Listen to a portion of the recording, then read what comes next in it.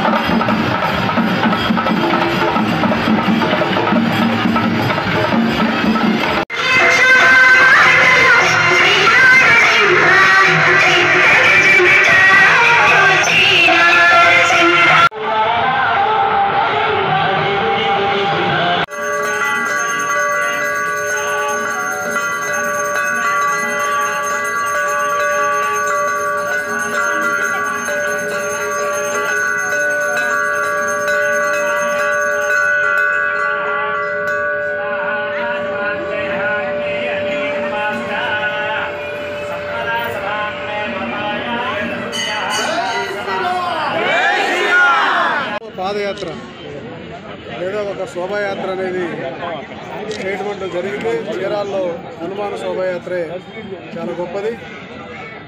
నేను వచ్చినటువంటి ఈ 2 సంవత్సరాల్లో దాదాపు 3 సార్లు పైనే ఈ శోభాయాత్ర చూశాను. పిల్లలు, పెద్దవాళ్ళు, వయసులో ఉన్నవాళ్ళు అన్నటువంటి భావం ఎక్కడా కనపడకుండా ప్రతి ఒక్కరు కూడా ఆనందంగా, ఒక అద్భుతంగా శ్రీరాముడి యొక్క సన్నిధిలో ఉన్నట్టుగా ఆ రామచంద్రుడిని కలుసుకుంటూ, ఆంజనేయ స్వామి యొక్క శ్లోకాలు చదువుకుంటూ, వాళ్ళ శరీరాన్ని వాళ్ళ ఒళ్ళు వాళ్ళు మర్చిపోయి తన్మయత్వం చెందే కార్యక్రమం ఇది.